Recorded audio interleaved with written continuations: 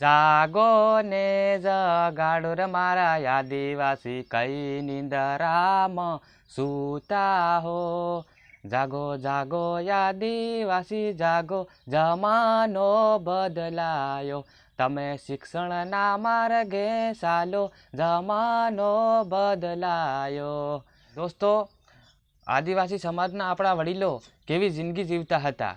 જ્યારે આપણા વડીલોએ ગોધરા પણ ન જોયું હતું, અમદાવાદ પણ ન જોયું હતું, પણ કાઠિયાવાડ પણ ન જોયું હતું, અને આજે આપણે દેશ દેશ ભટકી રહ્યા છે, માથે કોથળાને દેહ મોકલા। આજે બચ્ચુની અંદર જગ્યા નથી મળતી, અને જગ્યા નથી મળતી ને એમાં સારા સારા વીઆઈપી લોકો બહે છે ને આપણા આદિવાસી છોકરાને લઈને બસમાં બેઠા હોય ને તો આપણે નીચે બહેવું પડે છે ગિલેરીની અંદર।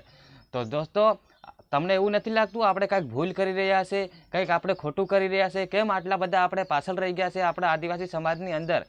ઝાઝે ભાગે દાહોદ જિલ્લો, ઝાબા જિલ્લો અને એમપી, એ આપણું આદિવાસી સમાજ એટલું નબળું છે દોસ્તો કે કાઠિયાવાડની અંદર એક પણ વાડી એવી ખાલી નથી જ્યાં આપણી વાળો આદિવાસી સમાજનો માણસ નહીં હોય। રાતને દિવસ દોસ્તો આપણો આદિવાસી સમાજ કાઠિયાવાડની અંદર આવીને મહેનત મજૂરી કરે છે, છતાં પણ આપણે પાછળના પાછળ છે દોસ્તો। આપણી પાસે રૂપિયા નથી થતા, પૈસા નથી થતા, આપણે આગળ નથી વધી શકતા। તો કઈ રીતે દોસ્તો આપણે આદિવાસી સમાજ આગળ નથી વધી શકતા?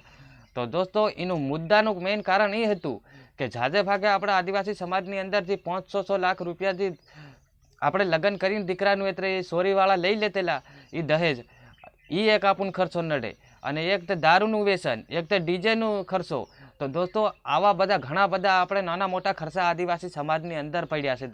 આદિવાસીને જમીન પણ ટૂંકી છે અને આવા મોટા ખર્ચા કરે છે। લાખ રૂપિયા ગોઠવવાની તાકાત નથી હોતી આપણા ગરીબ લોકોની, અને 100 લાખ રૂપિયા કઈ રીતે આલી શકે?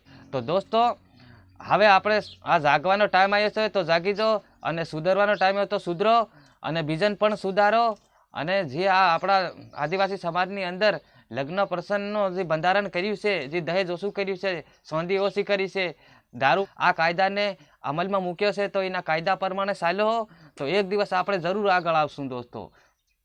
અને જો તમે પણ આ કાયદામાં નહીં રહો અને કોઈ કાયદો તોડવાનું કોશિશ કરશો, કોઈ દિવસ આપણો આદિવાસી સમાજ આગળ નહીં વધે। તો દોસ્તો, જે આ બંધારણ કર્યું છે એ આપણા માટે નથી કર્યું, આપણા બાળકોના ભવિષ્ય માટે કર્યું છે। જે દીકરી દીકરીનું ભવિષ્ય સુધરે એના માટે આ બંધારણ કર્યું છે દોસ્તો। કેમ કે આપણે તો વગડ્યા છે, પણ હવે બાળકોને નહીં વગાડીએ, અને જે બાળકો જે આપણા છોકરો છોકરી છે, દીકરા દીકરી છે, એ કાઠિયાવાડની અંદર કામ નહીં કરી શકે દોસ્તો। જે આપણા આગળના વડીલો જે કામ કરતેલા એટલી બધી શક્તિ એમનામાં નથી, કેમ કે એમનાથી કામ નહીં થાય। અને તો દોસ્તો, આ મારો વિડીયો તમને કેવો લાગ્યો? સારો લાગ્યો હોય તો વિડીયોને એક લાઇક કરી દીજો, और चैनल पर नवा हो तो चैनल ने सब्सक्राइब कर दीजो।